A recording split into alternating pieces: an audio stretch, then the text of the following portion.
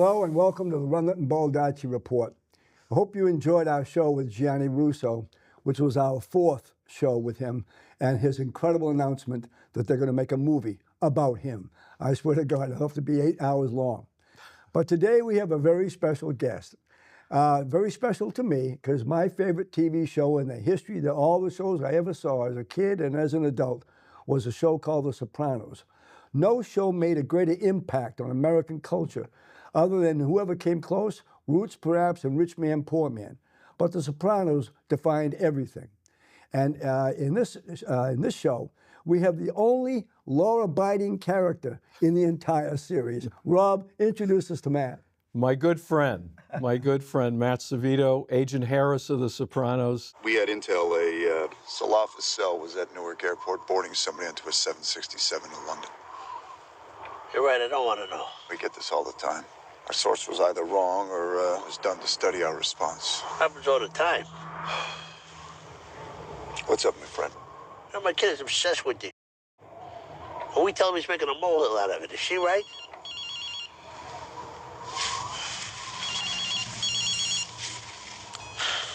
Hey, probably another hour. Matt, thank you for taking the time. I know you're a busy guy. You got a lot going on, but thank you for taking a few minutes out of your day to meet with us and here in Portland, Maine. Us underlings. But I do want to say the connection. I met Matt. My wife and I, Beth and I met Matt several years ago when he was up campaigning for his good friend Ethan Strimling. Oh, and geez. Ethan was running for mayor at the He's time. friend of Ethan's? Oh my God. Well, it goes. Why don't you talk about your connection with the one and only Ethan Ethan's been Strimling? on our show more than once, you know. Yeah, we've had him He's a on. consummate Yeah, Democrat. he is. If I have a brother, it is Ethan Strimling. I grew up with all sisters, and he has truly been the my confidant and best friend since college. Yeah, we met at school at Juilliard in New York City. He was all of 17 years old, so I've known him a very long time. And yeah, we have. I've been up there many times, living through his the trials and tribulations of a political career in Maine. His time at Harvard, his time in New York City. I lived with his father for a while after he left New York. So his family's very close to my heart, and he truly is. You make the long ride with a few folks, and I've known for a long time. Practically the day I met him, that this is a guy that we're going to go the distance. And you also know Anthony Barrasso, who's got your picture all over his restaurant. Anthony's, hey, you're everywhere in that restaurant. Rob, I still waiting on my cut. Like, I mean, That's yeah, right. you should really. You're gonna put People the going in picture just to up, see your picture. I just want an envelope every couple months, a heavy envelope. That's You're right. free Italian. That's right. Well, unfortunately, Anthony closed his restaurant, so he's retired. Okay. No way. Oh, I didn't okay. know that. This is a show about Matt Servitto. I know, but still. All right. We'll do another show on Anthony. So anyway, Matt, thank you again. Before we started, you started to talk a little bit about this latest project you're involved in. Do you want to talk a little bit about that? And then we've got questions about The Sopranos and all kinds of things about your career. Yeah, this is, I hope I can talk about it. I'm sure they want the promotion. So it's an independent film being produced by this guy named Joe Lupo I knew I was going to mess it up because everybody just calls him Lupo. Rulli, Rulli. Boxer in New York, New Jersey in the 50s, Golden Gloves, was on some undercards with Sugar Ray Robinson, coming into his own, and was diagnosed with polio. And they got involved with some types of nefarious characters in New Jersey. And it's a really great story because his brother is a cop, and he's doing what he's doing over here. A good seed, bad seed, almost like what's his name up in Boston? Whitey Bulger? Bulger, the Bulger brothers, yes. So you got a little bit of the good brother, the bad brother, and That's right, yeah.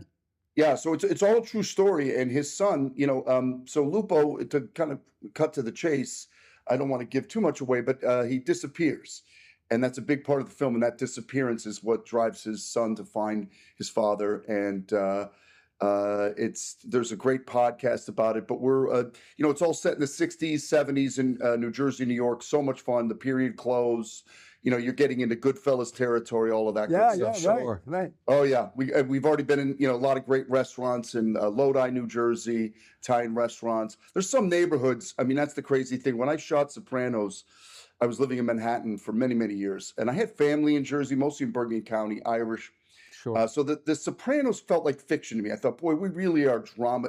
We're making a mountain out of a molehill here. This is not what Jersey's like. Well, let me tell you, I with my wife and kids, we moved out to Jersey about 15 years ago, and I quickly realized, like, not only is this, not fiction, it is prevalent even to this day. You go into some of these towns, Lodi, Bloomfield, Belleville, Nutley, they're still very, very small. There's still the butcher.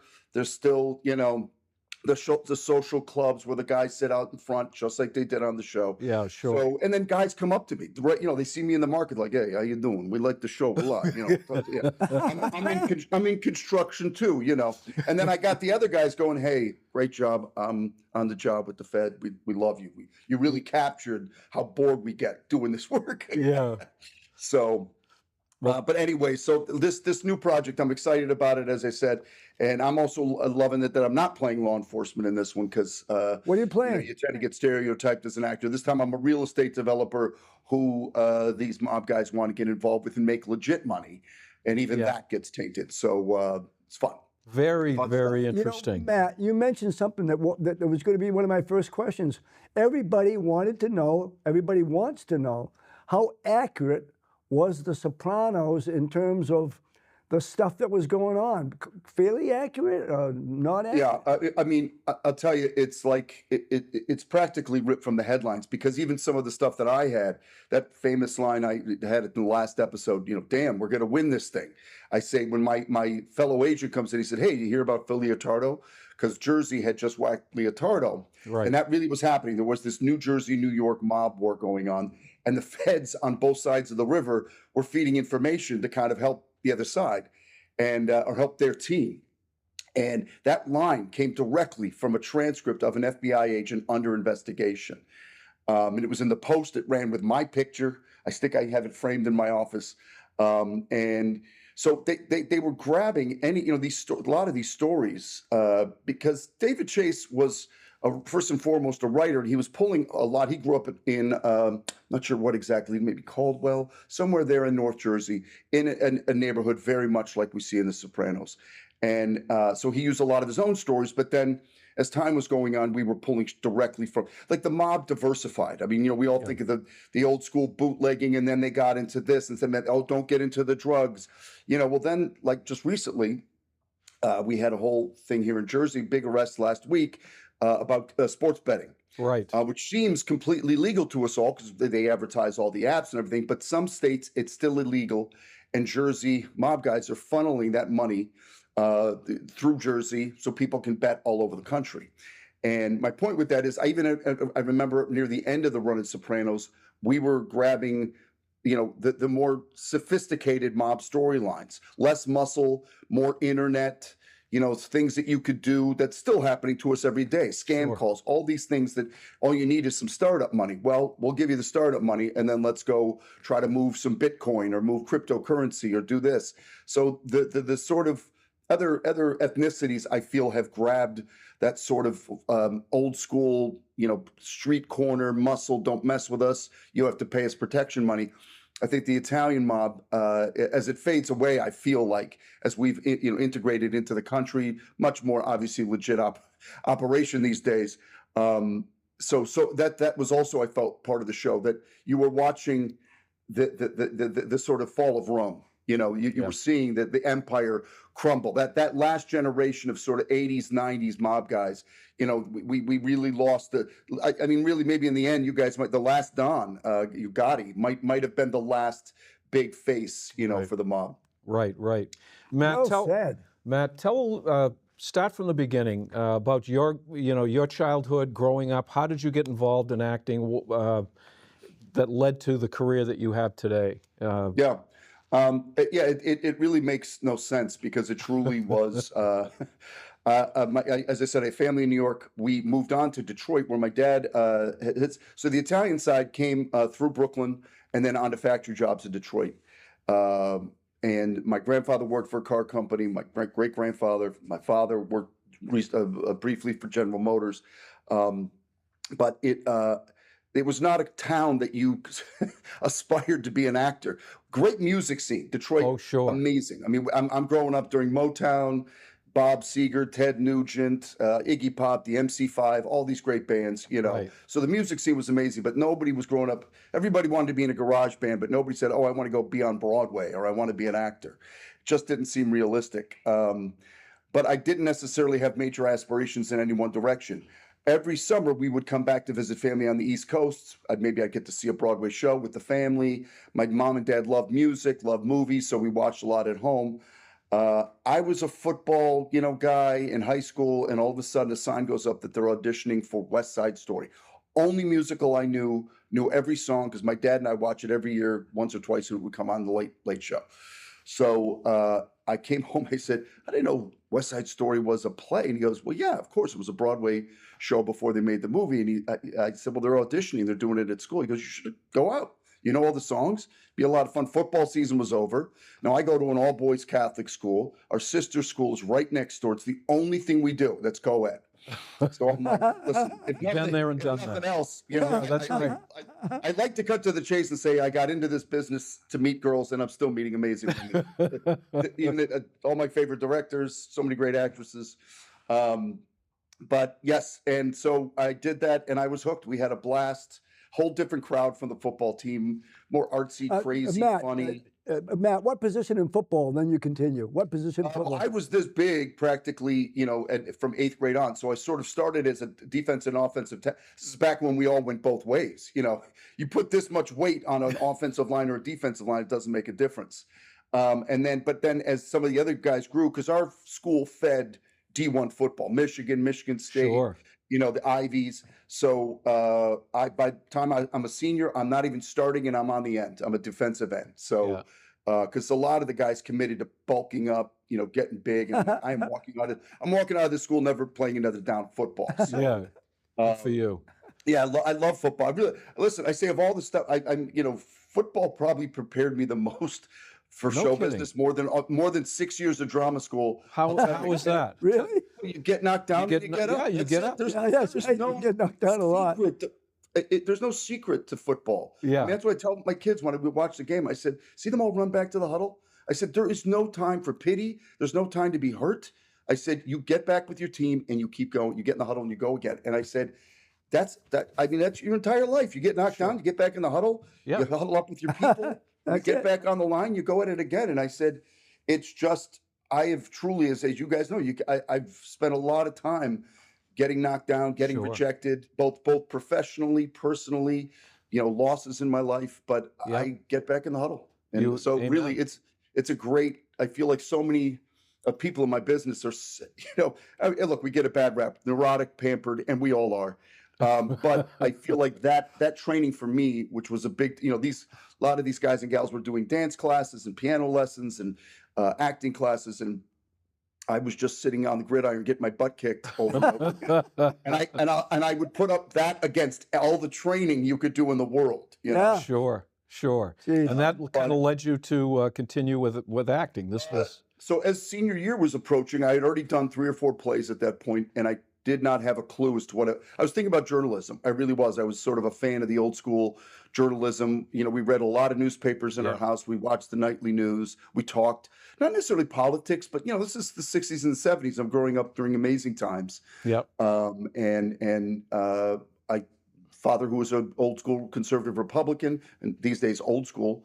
Right. And my mom kind of on the left of things, but then they switched a couple times too. So really was a house that was fluid politically because I'm also in Detroit, Union Town, blue state, very heavy blue. Yep. But I loved current events. I wanted to kind of maybe be a field, send me out to the Middle East, send me somewhere to, go live in a tent and get some amazing, story. And then one of my high school, the guy that was doing theater, he was a graduate of the high school. He was a fireman in Detroit and directed theater. It was amazing. Yep. Tough guy, great guy. And he said to me, you know, you could do this beyond high school. And I'm like, but why? He goes, I can get you a full scholarship if you let me. Wow. So he worked with me because I had to really learn. I'd only mostly been doing musicals. I had to learn drama. Yeah. He worked with me on monologues, and I got a full ride to the local college in Detroit, Wayne State University. Great theater department. I then went there again, thinking I'd use a theater degree to communications, journalism. You know, same department, same department. Yep. And then I was in a telling, you know, obviously we got nothing but time here sitting here talking. I was in a car accident my senior year in high school, head-on collision. Kid that hit me died. I was in the Somebody hospital for a died? while. Hold on. Yeah, Somebody died? Yeah, And you were badly injured? I was badly injured. Yeah. Go ahead and Yes, tell laid us out. about it. Yeah, Go so ahead. it really was a kind of, it really, I wouldn't be here talking to you if that accident didn't happen. It is definitely it's a wonderful life kind of moment. I mean, this kid, you know, 16 years old, just got his license, head-on collision. He got in our lane, 2-lane highway. He got in our lane to pass somebody, and he didn't get back in time, and so we swerved to miss him, but he swerved to miss us to the same side of the road. We on the gravel glass. Now, thank God I was in a 73 Buick LeSabre. You guys can remember, had about 20 feet in a couch on the front seat, and saved our lives. Saved our lives. Sure. But I was able to recover, get back from the spring of my senior year. But all of a sudden, somebody showed up at our front door to give us a check for pain and suffering. $15,000. Not a lot of money, but in 1983, quite a chunk of change. And my dad said, I'm not going to, you put that in the bank. You do with what you want with it. And just to save it, invest it, travel, you know, and I was thinking about traveling. But then all of a sudden, my aunt in New York sent me an article from the New York Times about a new theater program, training program in England. Through the Yale School of Drama, you could go spend a semester at Oxford studying theater. And you had to audition to get in through Yale School of Drama. There was auditions in New York, Chicago, LA. I went to Chicago, auditioned, got in because I had the money. It was not a cheap program, but it was a lot of money to spend a semester there. And it was the best use of the money. And it was a semester, a few months that changed my life. It was summer of '84, and I came back into that same theater program in Detroit and said, I'm going to try to go bigger here. Because basically what you discover when you're in a program like that in England, I was with people from NYU, Yale, Juilliard, SMU, Boston Conservatory, Emerson, you know, all these great theater programs. And they're all like, get into one of the, what was then called league training programs. There was a league of about 12 universities that were the elite art schools, the elite theater programs. And I looked at the list and I said, okay, I'm going to go right to the top and go down and just do a few of them. That's it. I also thought I'd go for broke. If I finish at Wayne State, it's fine. But if I can make a shift into one of these other elite East Coast and West Coast schools. So I then went and auditioned for Juilliard between halfway through my second year at Wayne State and North Carolina School of the Arts. I got into North Carolina School of the Arts. I got in as an alternate into Juilliard, meaning you're not in, but if somebody bails, you will be in. And it's a great life lesson. My mother made me sit down and write a letter. I was all set to go to North Carolina. She said, well, you don't seem ecstatic. I said, no, this is good. It's a really good program. They had, at that time, an amazing program. Yep. A lot of great folks coming out of it. But I said, I really wanted to be in New York City. I really wanted to go to Juilliard. And she said, let's write a letter. I said, Mom, a letter? What's a letter going to do? She goes, I don't know. Why don't we try? Sit down and wrote a letter saying, hey, it's Matt Servitto. I'm an alternate. Thank you for your swift response to my audition in Chicago. Please, please, please consider me as an additional student. I'll work harder than everybody. I will keep up. I promise you. I send the letter off. About a month later on my birthday, my mother calls me. I'm down on campus. She says, hey, I got your birthday present. I said, well, Mom, I'll be home this weekend. You know, we can have a cake or whatever. She goes, no, I can give it to you over the phone. I said, what is it? Because I opened this letter from Juilliard. You're in. Oh my God. And I know. And do you realize how hard it is to get into Juilliard? Yeah, I guess The competition, that's amazing. You know, Matt, one of the things that blows my mind about your story is we just had Gianni Russo on yesterday, and his story is he got his acting career by saying, I'm in that movie, or you're not going to shoot it. And you went through Juilliard and acting and tried and studied and so on and so forth. So you are pretty much, you know, when we think about Dustin Hoffman and all those guys that went to those acting schools and so on and so forth, that you're in the same category as those people. I'm professional really glad about actor. that. Absolutely. If you don't mind, I'd Yeah, like to. I mean, I'll keep jumping around, but yeah, on the Soprano set for sure, I'm the professor because I'm the one that studied act. These guys are all authentic. Though Gandolfini definitely studied acting at Rutgers, and the show was a great mix of actors and authenticity. You know what I mean? We definitely had some guys in there Right. that brought some credibility to the show.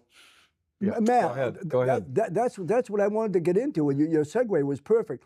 I wanted to know, where did they find this guy? Now, so I'm going to ask you just a few names. Now, surely Imperioli, did he go to acting school? Because he's off the charts. Michael definitely studied. I don't think he went to like a conservatory as I did or like a regular training program.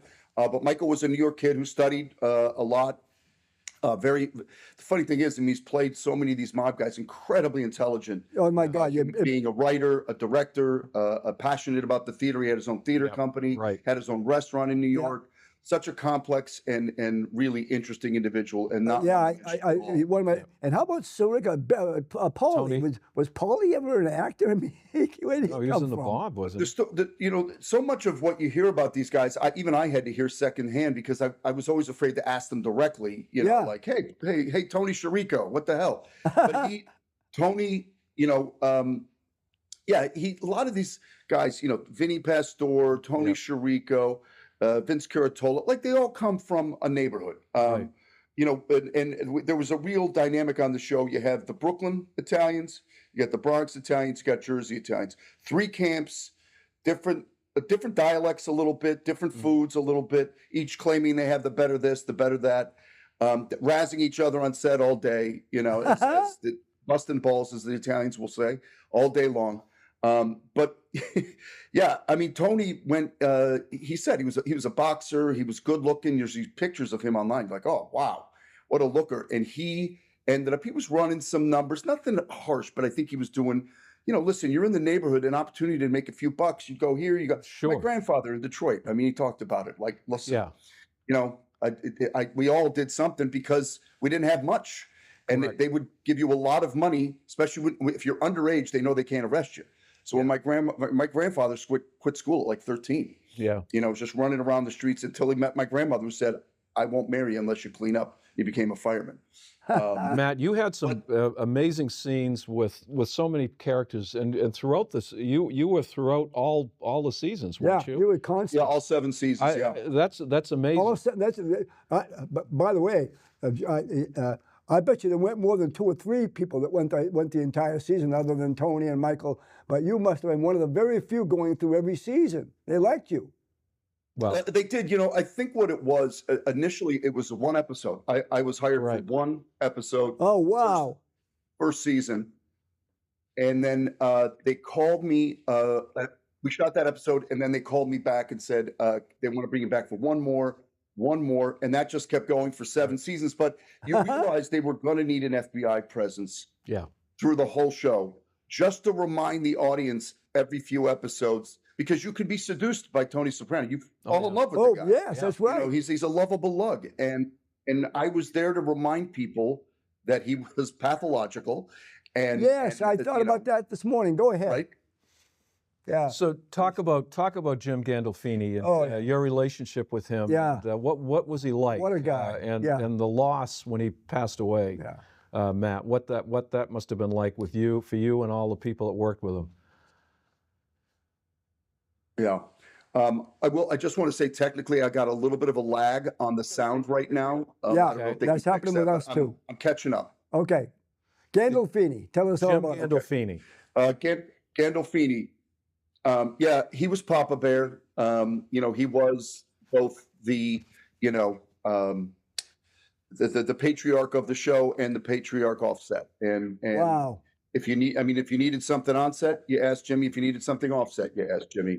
An incredibly generous man, financially, spiritually, a complex man. I don't like when I see people say, "Oh, Jimmy was, just the nice." I'm like, he was a real man. I mean, he struggled with, not wanting to be the lead at times of the show. Wow. He had spent most of his career being a character actor, Mm-hmm.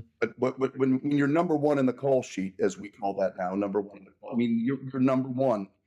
you're top down. You're kind of the leader of the pack, and Jimmy just liked being the guy in the back of the class making jokes, you know. Yep. And now he had to lead this team of incredible actors.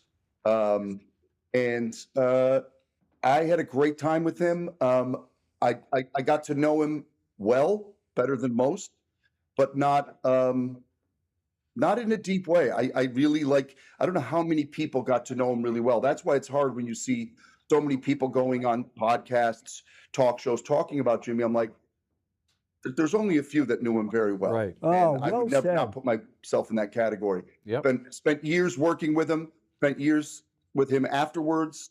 I'm in Lavallette, New Jersey right now. His sister had a house right up the road here, so we'd see each other. Oh, wow. Buying bait, going to the fishing store, going to the bar in town.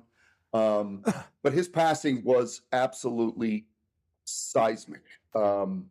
It just rocked everyone's world in a way that I don't think we've all recovered. I mean, in my world, it was because, as we all know, I mean, we living through history with these sort of icon, Elvis, Marilyn Monroe, Jamie Dean. I mean, I would put Jimmy on the wall of sort of the Mount Rushmore of people that I died way too agree. young, I agree, Matt. too Go ahead. early.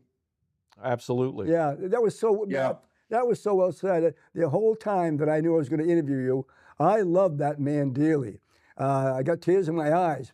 And a story for the audience and you. I was on a plane once, and this guy had a ring. I said, "What's that ring all about?" "Well, I'm a championship coach." And all of a sudden, I have no idea why he did this, but he took out his phone and showed me a picture of him and Gandolfini. I said, "Why did you do this?" He said, "I don't know. I just thought you might want to know." I said, "But you didn't know he was my favorite TV actor of all time." And you just explained why I love that man. Thanks for asking that question, Ron. Matt, how do you top something like that? Anyway, Matt, how did you feel about the end of that show? Yeah. The ending was very So controversial. Don't stop believing. Yeah, I mean, listen, the fact that we're still sitting here talking about it makes it genius, because Yeah. if it was just another ending, if it had just but when people approached me when it was still raw, those first few weeks after the show ended in 2007, for weeks, on the subway, at a kid's birthday party, I'm getting accosted about the ending. What the hell was that? Like, I wrote it, I'm in the episode, but I have no ownership of it. Yeah, right. But I thought it was good. Go ahead. Tell us your thought there. But I thought I would say to people, what would you have wanted for an ending? Right, Agent yeah. Harris to walk into the diner, cuff him. Now he's in a prison. Kind of anticlimactic. So to see somebody shoot him in the back of the head, do you really want to see? No. Not in Tony front of his Soprano, family. Oh, Yeah. his kids screaming and running. He's sitting there bleeding out in a Right. booth. I said nobody had a great ending. I didn't hear one decent ending. And I said, There you okay, go. so now you create some ambiguity, and everybody either wins or loses depending on how you look at it. Because I said, I think it was exactly the correct ending. I mean, I thought it was perfection then. I think it's even more perfect now. I think that too. way too, Matt. I thought Yeah. it. I love the ambiguity. I love the music. Yeah. And I got in trouble because I said there was a different ending after the fact.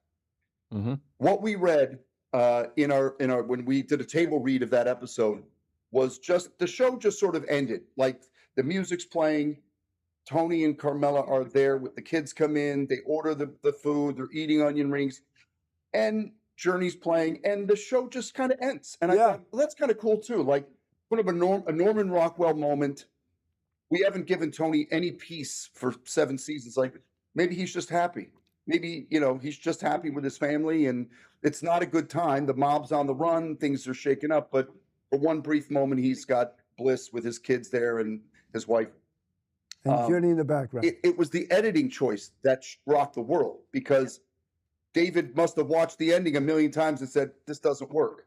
I'm going to end it right here with the hatchet. I'm just going to end There you it go. right there, because he could have just got shot in the back of the head. He could have just saw somebody walk in the door with a gun, his worst enemy. We don't know what, because it's just this. You see Jimmy look up, out. That was it. And Yeah. I just thought that's it. You gave it to the audience on the bow, because guess what? He's still alive. And I mean, even though I know that was David Right. indicated Yeah. later on in interviews that it implied a whacking. It maybe not. also implies like he's still out there. Where's the Christmas special? The fact that we're talking about this and Well, debating it is yeah, still that's exactly- it's genius, brilliant. And of course, I was sitting there. I told my wife, I said, Marilyn, I think there's sequel. I think there's sequel coming up. I'm praying for a sequel. Matt, you've worked with countless actors and actresses.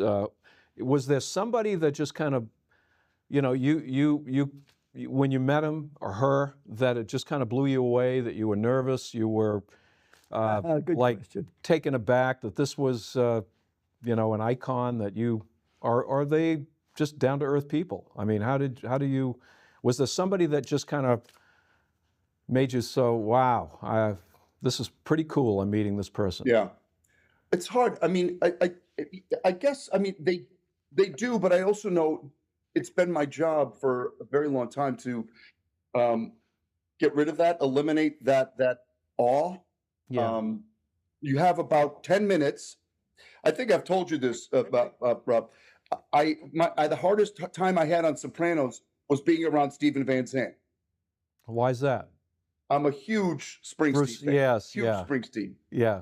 To this day, when I hang out with Steven, I'm still not relaxed. Yeah. I'm still kind of like, wow, that's Steven Van Zandt. I saw him in 1975, 1978, 1981. And these are like Detroit, Jersey, Sure. New York City, Oh my Detroit, God. you know, everywhere. So Van Zandt. Yeah, that's what I'm more in awe of music people. Sure. I've met Mick Jagger. I've met, you know, I mean, I kind of just, you know. Yeah. But with actors, your first job, especially if you're going to work together, is just get that shit over with. You know, Yeah. we got to go both punch the clock. I got to work with De Niro. Yeah. Oh, De years Niro? ago, Oh my months. God. Matt, talk about Alto Yeah. Nights. Beth, we're watching TV the other night. I said, let's check out Alto Nights. And there's Matt with De Niro. You played Frank Costello's lawyer, Alan that's Wolfe, right? You were great. As your lawyer, I have to advise against you testifying. I'll admit I'm an ex-bootlegger. I'll admit I did 11 months on a gun charge, a misdemeanor. It was over 30 years ago. I mean, today I'm a professional gambler. I'm in real estate. I give to charities. I pay my taxes. I mean, what are they going to ask? That's all I know. This isn't Tammany Hall, Frank. This is a panel of United States senators up there, all right? And they didn't all go on What's My Line last week. Hey, well, a bunch of politicians, Joe. You stuff a couple of dollars in their pocket, they go away. You know, it's just how much? $2, $10, $50, $1,000. It's the same thing. You could pay them off in a second. All right.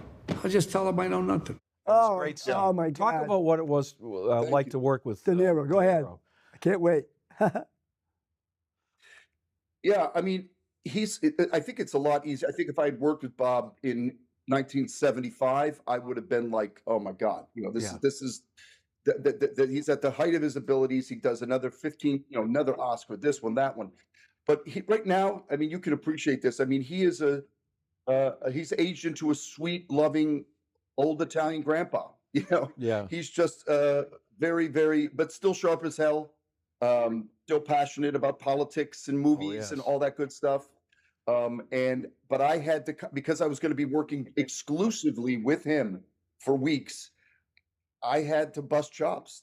One of the first things we did a scene together. We did a take, and then they're like, "Okay, cut. We're just going to change something." And I kind of turned to him, and I'm like, "Really, Oscar? I'm not seeing it." You know.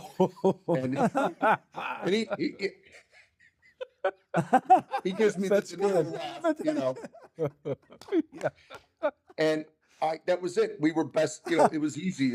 The rest of the time, he just said, I love it. Make me laugh, kid. Just keep me laughing, because there's a long time between takes, a lot of courtroom stuff that can be incredibly boring when you're shooting it. But he was lovely. And when people ask, like, oh my God, I just don't even know if I could be around him. I'm like, yeah, you got about 10 minutes of that, and then you got to get over it. Right. I've done it with Pacino. I did it with De Niro. You know, Will Smith. You know, Catherine Zeta-Jones. Like a lot of people. You're right. And you just have to kind of quickly adjust. And most, I find most of the people that are really, really good actors immediately want to get that relationship going anyway, so they will help that process. Right. You know, Bob helped it by not being, not being elusive. Immediately we're connected, we're standing next. He could go away between takes. He stayed right next to me. We Yeah. stayed together. We poured the coffee together. We talked about the scene, Right. So he was So not now a we're diva. That's the thing. coworkers. Any actor that's worth their salt wants everyone around them Right. to feel that family. We're all telling this story together. Right. You do work with celebrities every once in a while, and I call them celebrities that just like to keep this distance from everybody, and they've got their agent on set, and they've got their handler there, and their chef, and all that stuff. You're going to feel that when you see the movie or the TV show. It's a great. I enjoyed it. What a great What are answer. some of the roles that you really enjoyed? A lot of the roles you've had, Matt, have been attorneys, cops, some mob guys. What were the roles that you really enjoyed? That this is like outside my comfort zone, but I loved it. Because I know I saw one picture where you were dressed up as a Satan or a devil or something like that. Was that in Banshees or okay? Yeah, Go that ahead. is that I used to call that show. I call it sorbet because I was cleaning my palate between heavy procedural shows. I got to do this comedy on Adult Swim called Your Pretty That's it. Face is Going to Hell. And I played Satan in the classic Satan getup in a classic setting of hell with green screen with volcanoes and everything. It was hysterical. Yeah. Crazy cast of comedians, sketch comedy actors, animation writers, all this stuff. So it was an absolute ball. And bet. I was definitely an outlier. A lot of these people were from the comedy world. I'm coming from my world, and I was like an outlier, just getting to have a lot of fun and laughing my head off. Yeah, that's cool.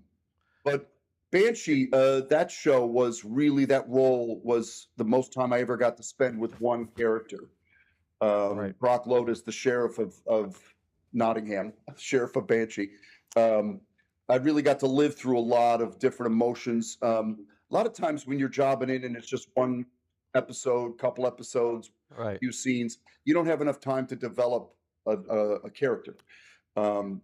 But the luxury I had on that show was 4 seasons. My character changed dramatically between season 2 and 3, and emotionally, just a lot of different things, action sequences. I had a sex scene. I'm like, who gives this guy a sex scene? What the hell? Nobody wants to see that. Nobody. Matt, I've been with you, and I won't say where or under the circumstances, but there was a group of 20 young ladies in a foreign country, and Matt walked by, and they all screamed, "Soprano, soprano!" Oh, So good, you good, got good. it, you got it, Matt. Believe me. And that was how many years after The Sopranos? Yeah, right. Anyway. That's Well, there's- I'll fantastic. tell you, I there's love hearing that. Whole new audience for the show. Yeah. Yeah. Oh, A lot. I have 3 college-age kids, and during COVID, that generation, kind of like 16 to 26, they all binge watched oh yeah. the show in large numbers. So 20 the show shows at a is more time. popular than ever. Exactly. Yeah, Matt, that was the what show to kind of- binge watch. That defined binge watching. absolutely. I mean, my wife and I they'd end the show. You go, oh my God, we got to wait a whole week. We're looking at our watches for Christ's sake. Matt, what advice would you give a young boy or girl interested in acting that really wanted to pursue this career? What kind of advice would you give? Because you've been through it. You've been at the mountaintop, and you've had Yeah, we've been to challenges. the What kind of advice would you give them? Stay the hell away from the Play football. business, or what? What would it be? Run, Right. run.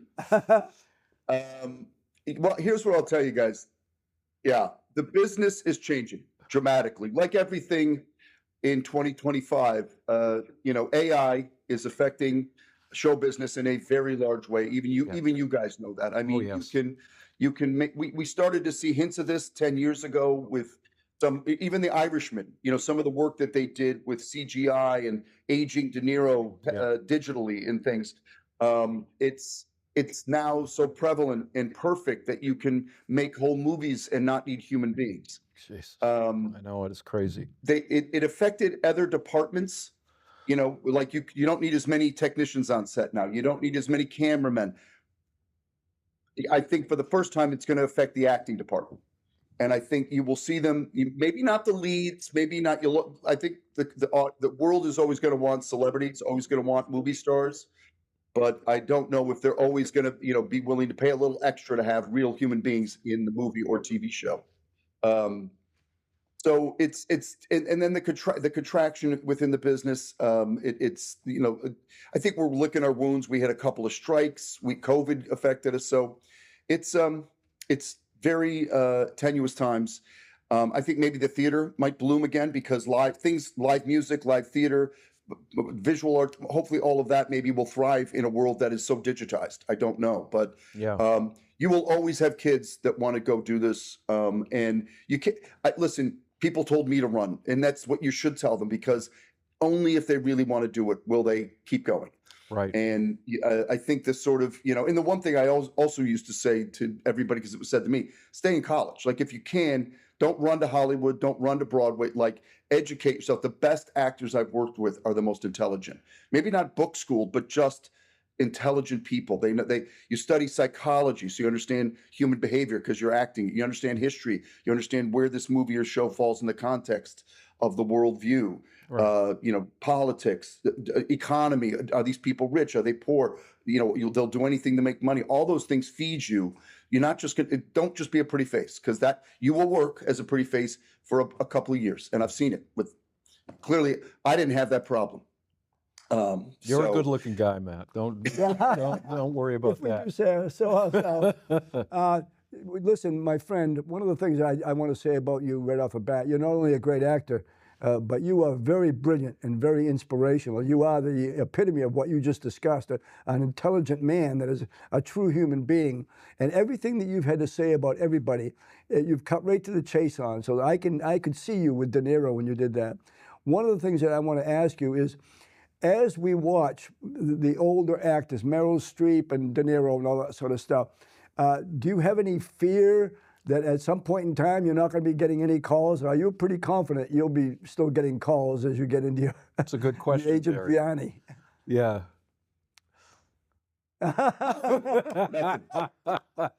Well done. Well done. Listen, I wish I had a reason to get off. We can stay on for hours. Yeah, I know. Good, yeah. No, I just. Listen, I'll be honest. I'm 60, but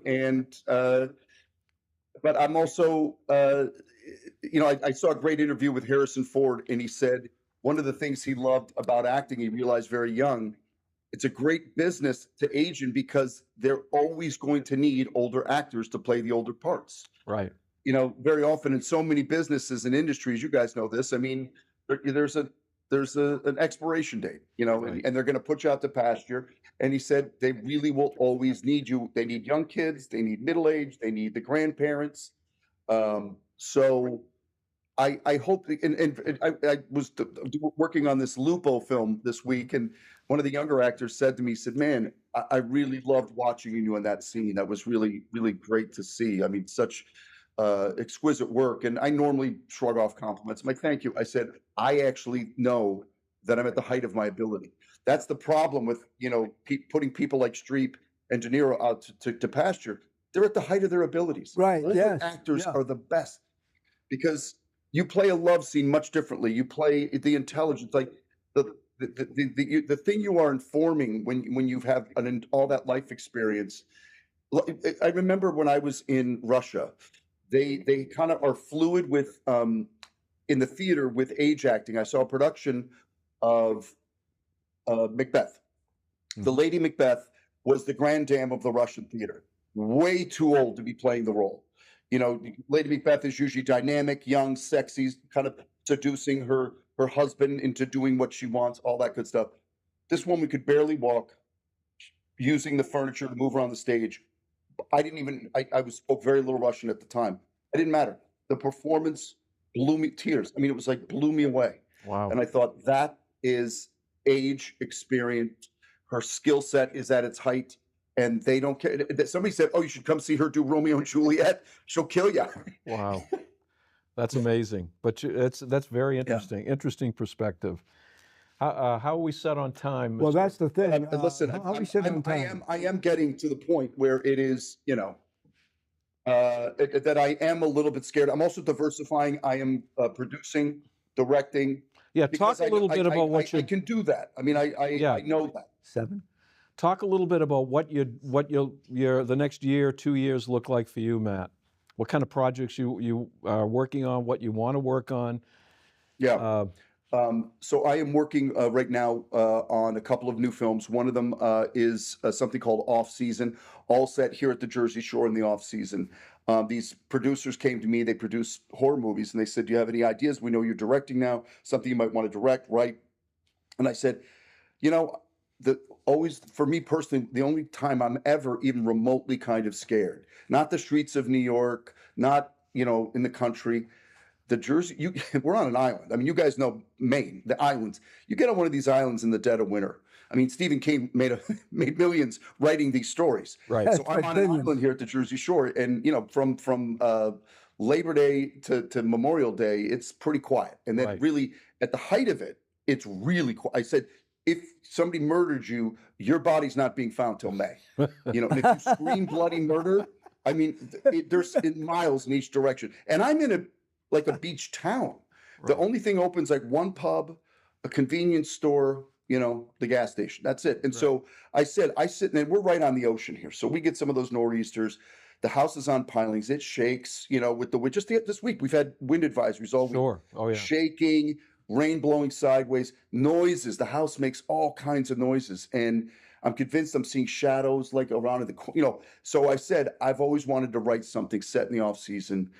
So I did. I wrote literally kind of a little bit of a Stephen King thing, a female mystery writer, thriller. Her books are made into movies, and she comes back here every few years. It's a family house, pulls the sheets off, dust, and writes her next big, hit. And of course, she comes one year, and all sorts of awful things start happening to her, including many things she's written in her books. So fun stuff. Fantastic. And then the other one is a big, broad comedy with. Right now, we're negotiating, which I don't know if I should say on here. I probably can't. With a big name to play Dracula. All shot in Transylvania. So it's it's a in Transylvania. In Transylvania. Wow. Matt, we've already been over to Romania. Yeah.